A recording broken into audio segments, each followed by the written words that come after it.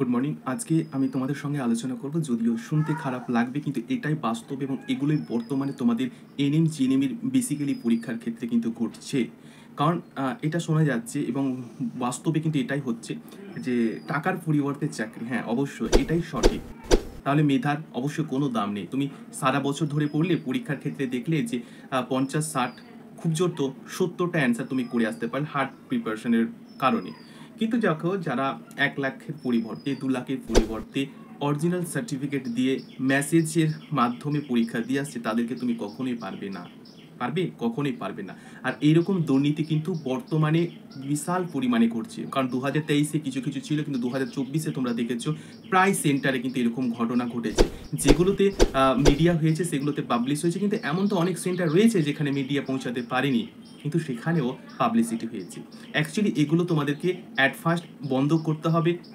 বিভিন্নভাবে তোমরা যদি বন্ধ করতে না পারো তাহলে কিন্তু এরকম প্রতি বছরই চলতে থাকবে, আর মেধার এখানে কোনো দাম থাকবে না। অর্থাৎ গরিব বা মধ্যবিত্তর ক্ষেত্রে চাকরিটা কিন্তু একদম নাগালের বাইরে চলে যাবে। ঠিক আছে? তো অবশ্যই আমি যেটা বলছিলাম যে মেধার কোনো দাম অবশ্যই থাকবে না, এবং তোমরা যে স্বপ্নটা দেখছো সেই স্বপ্নটা কোনোদিনই পূরণ হবে না। কারণ দিনের পর দিন কিন্তু তোমরা যদি মনে করো যে ওই সেন্টারে তো মিডিয়া হয়েছে, কিছু মোবাইল ধরা পড়ে গেছে, তাতে ক্ষতি কি? দেখো, অবশ্যই ক্ষতি।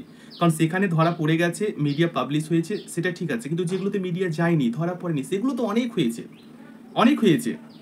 তাহলে সেগুলোকে তোমাদেরকে একবার বন্ধ করতে হবে। এর আগে আমি অনেক ভিডিওতে বলেছিলাম তোমাদেরকে সিকিউরিটি যে অ্যারেঞ্জমেন্ট সেটা বোর্ডকে জানাতে হবে। এগুলো যদি তোমরা না জানাও তাহলে কিন্তু মানে বোর্ড, দেখো বোর্ড তো অবশ্যই এগুলো সব কিছু জানে, কোথায় কি হচ্ছে না হচ্ছে। ঠিক আছে? তাহলে আর এগুলো কেন বলো?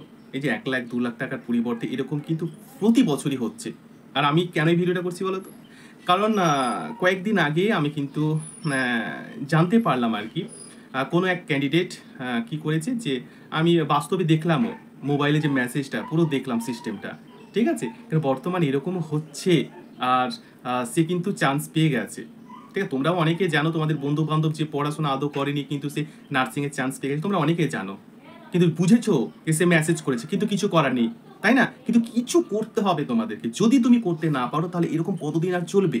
তাহলে তোমার বন্ধু বান্ধব মেসেজ করে পেয়ে গেছে, তুমি এখনো পাওনি কেন? কারণ এই যে মেরিটের কোনো দাম থাকবে না। তুমি খুব জোর 70টা করে আসতে পারবে, কিন্তু ওরা তো 100%ই অ্যান্সার দিয়ে আসতে পারবে। ঠিক আছে? তাহলে এই যে বোর্ডের যে একটা দুর্নীতি, বোর্ডদের যে একটা দুর্বল পয়েন্ট, যে সিকিউরিটিকে হাই রাখতে হবে। ঠিক আছে, মেটাল ডিটেক্টর মেশিন রাখতে হবে, যাতে কোনো মেটাল নিয়ে যদি পরীক্ষা সেন্টারে যায় সেটা কিন্তু খুব তাড়াতাড়ি জানতে ক্যাপচার করে দেওয়া হয়। এবং হাই প্রোফাইল সিকিউরিটি রাখতে হবে। ইন কেস যদি কোনো ক্যান্ডিডেট এখানে টুকলি করতে গিয়ে ধরা পড়ে তাহলে তাকে ক্যাপিটাল পানিশমেন্ট কিন্তু রাখতে হবে। এগুলো যদি তোমরা একটা এর মধ্যে এজেন্ডার মধ্যে নিয়ে আসতে পারো, বোর্ডকে জানাতে পারো, তবে এটা বাস্তবে হবে। ঠিক আছে? দেখলে আমি একটা মেসেজ করেছিলাম দুর্নীতির ক্ষেত্রে, ওএমআর যে পাবলিশ রয়েছে সেখানে আমি একটা মেসেজ করেছিলাম, ইমেল করেছিলাম, আজ পর্যন্ত কোনো ইমেলের সেই রিপ্লাই কিন্তু আসেনি। তাহলে বুঝতে পারছো কার ফল্ট হচ্ছে এটা? আমি তোমাদেরকে সকলকে চাইবো যাতে পরবর্তী ক্ষেত্রে এরকম ইনসিডেন্ট না হয়, এরকম ঘটনা না ঘটুক। সম্পূর্ণ পরীক্ষাটা মেধার মাধ্যমে হোক, যাতে মেধার ওপর বেস করে সকলে পাক, এটা আমি চাইবো। তোমরা আশা করি এটা সাপোর্ট করবে, এবং এটা বোর্ডকে আমরা অবশ্যই বিভিন্নভাবে জানাবো। কিন্তু তোমরা এটাও দেখেছো, এই মেসেজের যে প্রক্রিয়াকরণ তোমরা জানো, দেখেছো, বন্ধু বান্ধব তোমাদের অনেকে নিয়েছে।